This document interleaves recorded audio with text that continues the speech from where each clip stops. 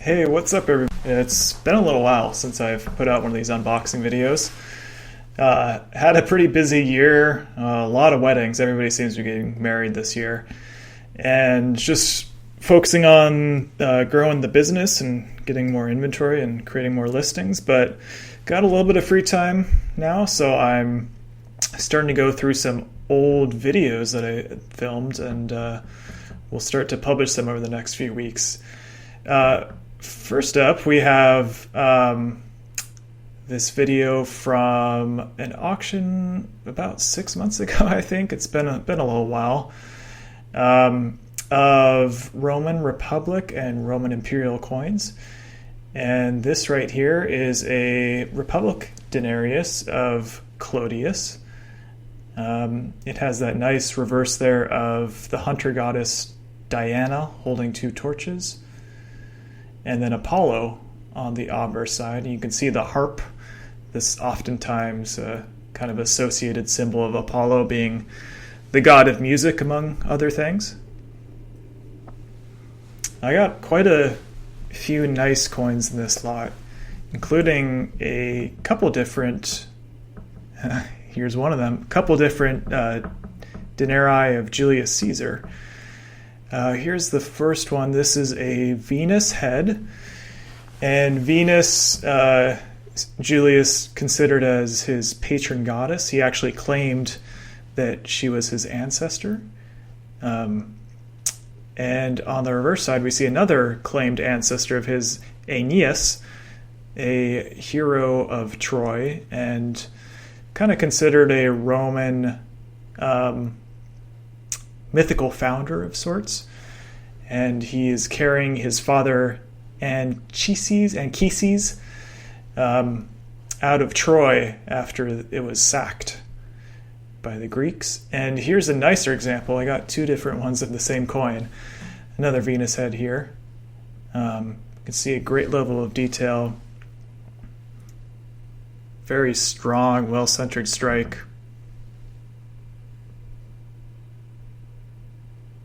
And a beautiful reverse as well.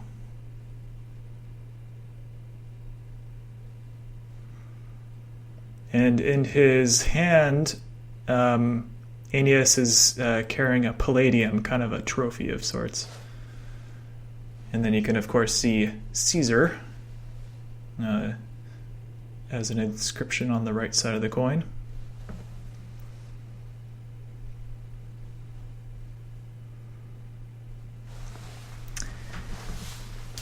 And continuing forward in history, we have a coin of Octavian or Augustus, Julius Caesar's heir.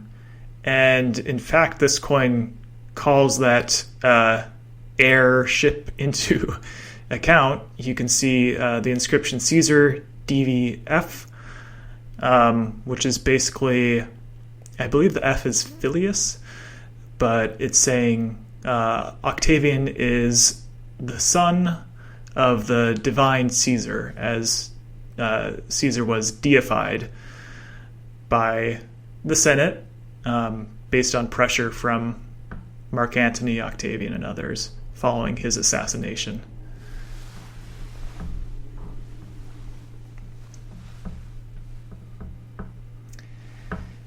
Moving forward another couple hundred years, we have a darkly toned denarius of Macrinus, who was the Praetorian prefect, the leader of the Praetorian Guard under Emperor Caracalla, and he organized the assassination of Caracalla and seized the throne immediately after in 217 AD. His reign was very short. He only reigned for, I don't think even think was a full year, before he was defeated in battle by the forces of Elagabalus, another member of the Severan dynasty. So a pretty short-lived emperor. His coins demand a decent premium. They're not incredibly expensive, but this is a particularly nice example with some high level of detail there. Equitas reverse.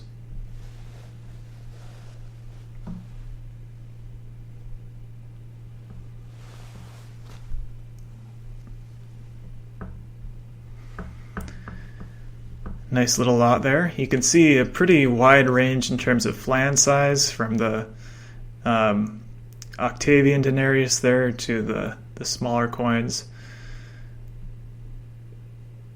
Most of them are in the high 3 gram to 4 gram weight range there. And here we have a lot of tetradrachms in Greece from the Seleucid Empire specifically. King Antiochus VII, who reigned in the late 2nd century BC. The Seleucid Empire was a successor empire to Alexander the Great's empire. And upon Alexander the Great's death in 323 BC, his empire immediately broke up and was divided by his generals as well as local warlords into smaller breakaway empires, one of which was the Seleucids. The Seleucid Empire lasted a few hundred years following that, and was one of the larger ones there.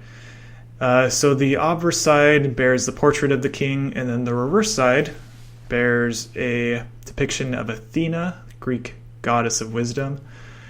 These coins, they're a little bit harshly cleaned. I probably wouldn't buy these again.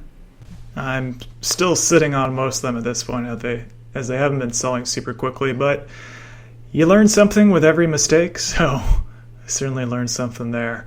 Here's a lot of imperial denarii and one antoninianus, according to the third there.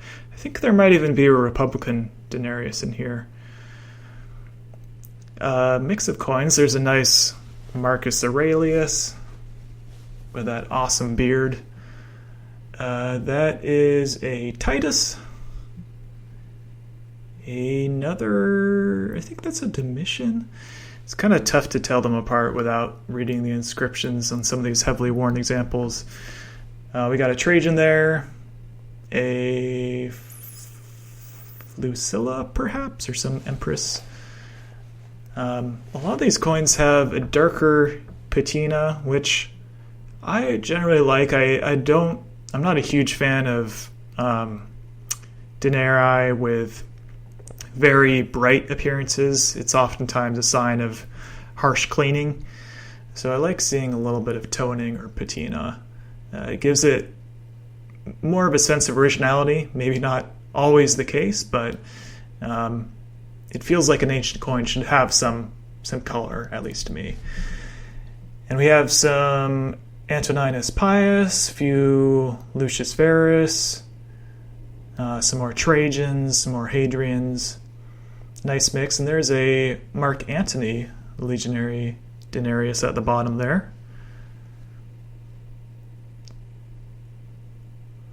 Most of these I've sold already. I might still have one or two. Decent level of wear on these, but still some nice details. There's that Marcus Aurelius.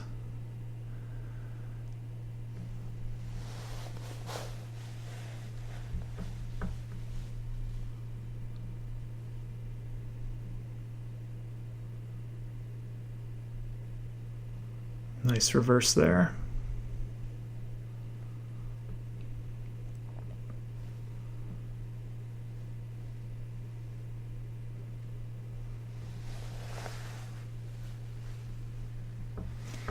And here we have the Mark Antony showing a ship, one of the ships of his fleet. And you can see the inscription there. It says ANTAVG, Antony Augustus. And then on the reverse side, it says LEG, and it's too worn to see, but it would have a numeral following that, which would say the legion that this coin was produced for. He produced these coins for each of his legions late during the Civil War between himself and Octavian. And so you can even collect the set for each individual legion. I think there's maybe 12 or 13 different legions in all, maybe even more than that. So it's a little bit of an undertaking, but Pretty neat set to have. Here's a Lucius Verus with a Mars reverse. Lucius Verus was the co-emperor of Marcus Aurelius from 161 to 169 AD.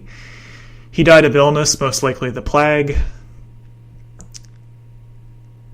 And he had a reputation as a little bit of a party boy, though he wasn't a psychopath like so many other emperors. He seemed to be a decent guy. Here's a Antoninus Pius, Marcus Aurelius's adopted father.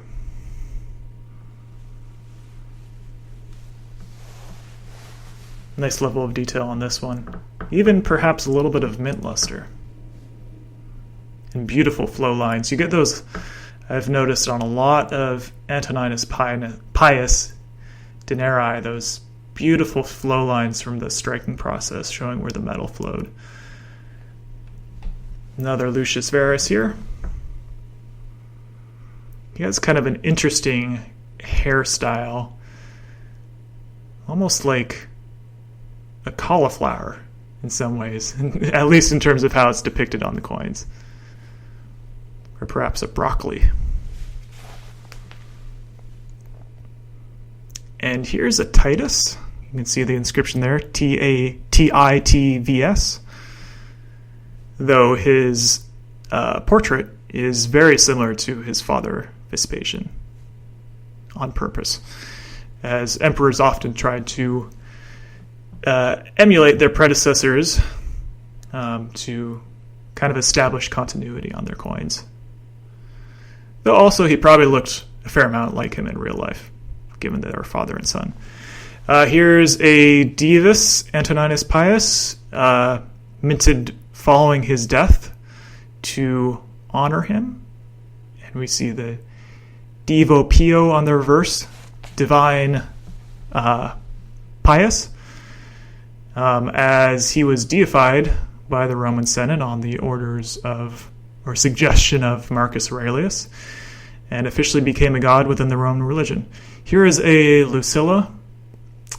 Lucilla was the wife of Lucius Verus.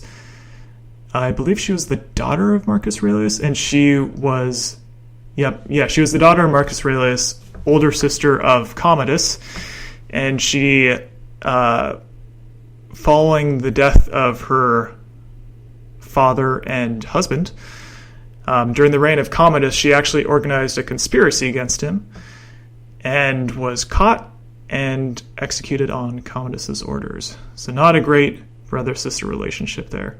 Here's a nice Trajan. Very manly, strong portrait. Big, thick neck.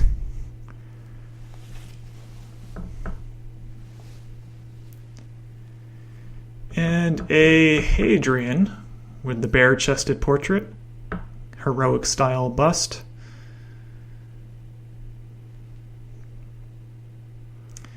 And a Salus reverse. Salus being the goddess of health.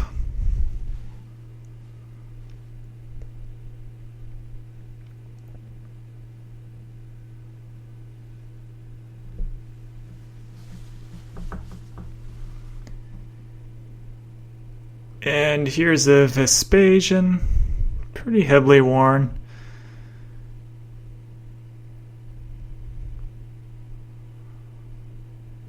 And then that's the emperor on the reverse side as well. And finally, that's that single Antoninianus, nice one of Gordon III. Pretty bright, but very strongly struck. Reasonably well centered. And a neat reverse. This is Hercules on the reverse side, holding his club.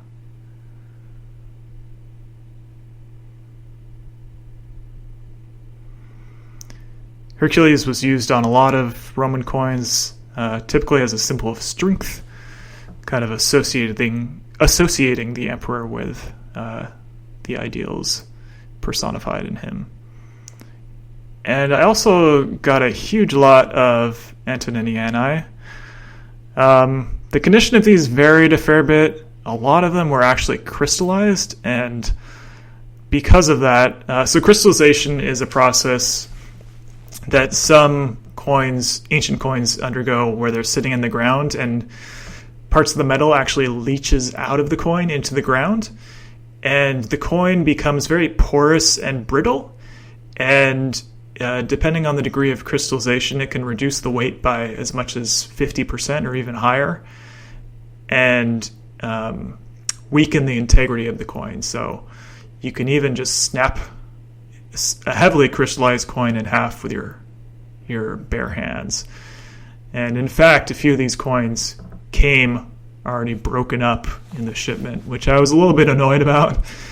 They didn't mention that in the listing, that some of the coins were crystallized, but there are also some decent coins in there as well. So kind of a mixed bag.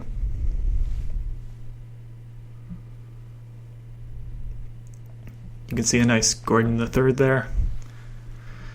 Also a decent number of nice Philips. Philip and Gordian are the two most common emperors in terms of antoniniani, at least silver antoniniani. In the 240s and 250s, antoniniani coins were still about 40 to 50% silver, but as you get into the 260s and later, the silver percentage rapidly drops. But yeah, I guess that's clips I have from this unboxing. Like I said, I will be putting out a lot of videos the next few weeks, hopefully. Finally putting together the audio for some video clips that I filmed months ago, and getting through my backlog and making this YouTube channel a little bit more active. So yeah, thanks so much for watching. Feel free to add any comments or questions to the video. Thanks.